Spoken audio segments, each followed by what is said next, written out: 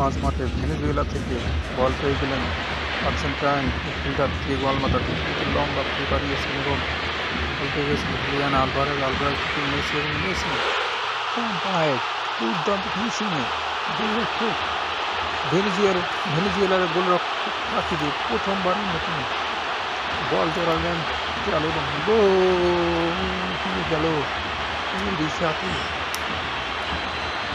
1-0 ব্যবধানে এগিয়ে গেল কিন্তু আর্জেন্টাইনরা। দুর্দান্ত ফিনিশিং এবং চোখে দেখার মতো একটি গোল।